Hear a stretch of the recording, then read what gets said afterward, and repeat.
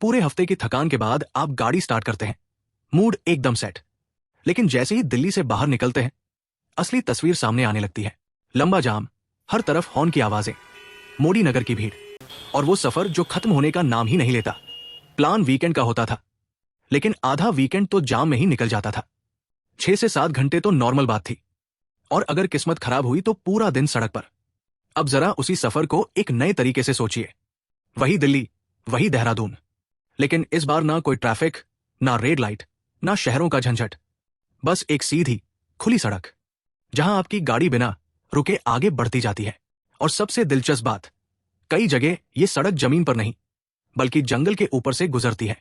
नीचे हाथी अपने रास्ते पर चलते रहते हैं, और ऊपर 100 की स्पीड से आपकी गाड़ी दौड़ती है। सुनने में ये किसी फिल्म का सीन लगता है, लेकिन ये आज के भारत की हकीकत है। एक ऐसा एक्सप्रेसवे जिसने सालों के थकाऊ सफर को सिर्फ 2.5 घंटे की स्मूथ ड्राइव में बदल दिया। लेकिन इस बदलाव के पीछे सिर्फ कंक्रीट और मशीनें नहीं हैं, बल्कि एक ऐसी सोच है जिसने विकास और प्रकृति के बीच टकराव को खत्म करके दोनों को साथ चलना सिखाया। ये कहानी है उस एक्सप्रेसवे की, जिसने सड़क बनाने का तरीका ही बदल दिया।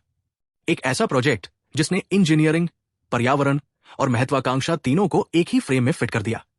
दिल्ली और देहरादून के बीच का रिश्ता हमेशा से खास रहा है। पहाड़ों की ठंडी हवा, वीकेंड ट्रिप्स, तीर्थ यात्राएं, हर किसी के लिए यह रास्ता किसी न किसी मायने में अहम था। लेकिन जो लोग इस रूट पर सालों से चलते आए हैं, वे जानते हैं कि यह सफर जितना खूबसूरत था, उतना ही थकाने वाला भी। मेरठ पार करते ही जाम की कहानी शुरू हो जाती थी। मुजफ्फरनगर, सहारनपुर और हरिद्वार जैसे शहरों में घंटों रुकना पड़ता था। नक्शे पर दूरी भले 235 किलोमीटर थी, लेकिन हकीकत में यह सफर वक्त और धैर्य दोनों की परीक्षा बन जाता था। यही वो दर्द था जिसने एक बड़े बदलाव की नींव रखी। जब भारत सरकार ने भारतमाला परियोजना के तहत देश भर में हाई स्पीड कॉरिडोर बनाने का सपना देखा, तब दिल्ली देहरादून एक्सप्रेसवे उसी सपने का एक अहम हिस्सा बना। 2020 में मंजूरी मिली, 2021 में जमीन पर काम शुरू हुआ, और फिर एक एक करके ये सपना आकार लेने लगा। लेकिन ये कोई सीधा सादा प्रोजेक्ट नहीं था। इस 210 किलोमीटर के सफर में 3 अलग अलग दुनिया थी। दिल्ली का घना शहरी इलाका, पश्चिमी उत्तर प्रदेश के खुले खेत, और अंत में उत्तराखंड का संवेदनशील वन क्षेत्र। सबसे पहले चुनौती थी दिल्ली की, जहां जमीन पहले से ही भरी हुई थी। इमारतें, सड़कें, बिजली की लाइनें और हर वक्त दौड़ता ट्रैफिक। यहां एक्सप्रेसवे को जमीन पर बनाना लगभग नामुमकिन था। इसलिए इंजीनियरों ने आसमान को चुना। गीता कॉलोनी से खजूरी खास तक एलिवेटेड सेक्शन बनाया गया, जहां सैकड़ों पिलर्स के सहारे सड़क को ऊपर उठाया गया। यह काम सिर्फ कंक्रीट डालने का नहीं था, बल्कि एक जिंदा शहर के बीच बिना उसकी रफ्तार रोके निर्माण करने का था। रातों में मशीनें चलती थी, दिन में ट्रैफिक बहता रहता था। एक परफेक्ट बैलेंस। दिल्ली से बाहर निकलते ही तस्वीर पूरी तरह बदल जाती है। ईस्टर्न पेरिफेरल एक्सप्रेसवे के बाद शुरू होता है 118 किलोमीटर का ग्रीनफील्ड कॉरिडोर। यहां पहले कुछ नहीं था, सिर्फ खेत, गांव और खुला आसमान। इसी खाली जमीन पर एक नई सड़क का जन्म हुआ। लेकिन यह सिर्फ सड़क नहीं थी, इसके साथ गांवों के लिए अंडरपास बनाए गए, इंटरचेंज तैयार किए गए, ताकि स्थानीय लोगों की जिंदगी प्रभावित न हो। यह वो हिस्सा था जहां इंजीनियरिंग के साथ साथ सामाजिक संतुलन भी जरूरी था। जैसे जैसे एक्सप्रेसवे उत्तर की तरफ बढ़ता है, भूगोल बदलने लगता है। सहारनपुर के बाद पहाड़ों की छाया दिखाई देने लगती है, और फिर आता है सबसे बड़ा इम्तिहान, राजाजी नेशनल पार्क। यह सिर्फ एक जंगल नहीं, बल्कि हजारों जीवों का घर है, खासकर हाथियों का, जो सालों से अपने तय रास्तों पर चलते आए हैं। ऐसे में सवाल था, क्या विकास के लिए इस जंगल को काटा जाए, या फिर कोई और रास्ता निकाला जाए? यहीं पर इस प्रोजेक्ट ने दुनिया को चौंका दिया। जमीन को छुए बिना सड़क बनाने का फैसला लिया गया। करीब 12 किलोमीटर लंबा एलिवेटेड वाइल्ड लाइफ कॉरिडोर बनाया गया, जो जंगल के ऊपर से गुजरता है। नीचे जानवरों के लिए खुला रास्ता, ऊपर तेज रफ्तार गाड़ियां, दोनों अपनी अपनी दुनिया में बिना टकराए आगे बढ़ते हुए। यह सिर्फ एक इंजीनियरिंग सॉल्यूशन नहीं था, बल्कि एक सोच थी कि विकास और प्रकृति साथ साथ चल सकते हैं। इस कॉरिडोर के निर्माण के दौरान हर छोटी बड़ी चीज का ध्यान रखा गया।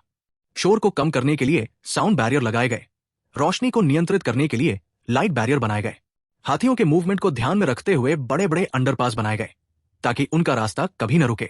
जंगल के बीच काम करना अपने आप में एक चुनौती था। ना आसान पहुंच, ना ज्यादा समय, लेकिन फिर भी इंजीनियरों और मजदूरों ने इसे हकीकत में बदल दिया। इसके बाद आता है टनल और पहाड़ी रास्तों का सिलसिला।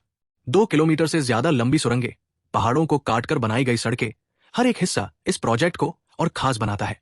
ये वो सेक्शन था जहां तकनीक और प्रकृति आमने सामने थे, और दोनों के बीच संतुलन बनाना सबसे बड़ी जीत थी।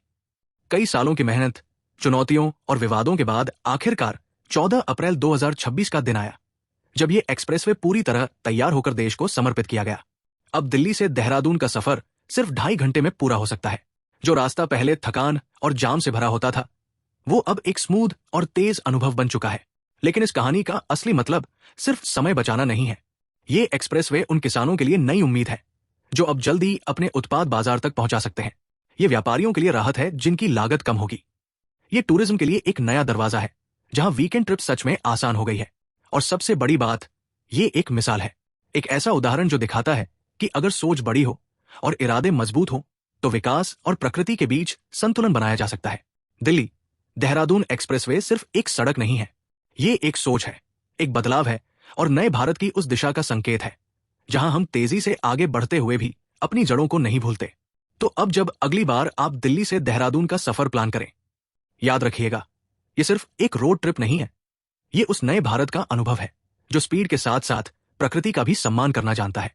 वैसे आपको क्या लगता है, इस पूरे एक्सप्रेसवे का सबसे कमाल फीचर क्या है? वो 12 किलोमीटर का वाइल्ड लाइफ कॉरिडोर या फिर 2.5 घंटे में पूरा होने वाला सफर? अपनी राय कमेंट में जरूर बताइएगा, मैं हर एक कमेंट पढ़ता हूं।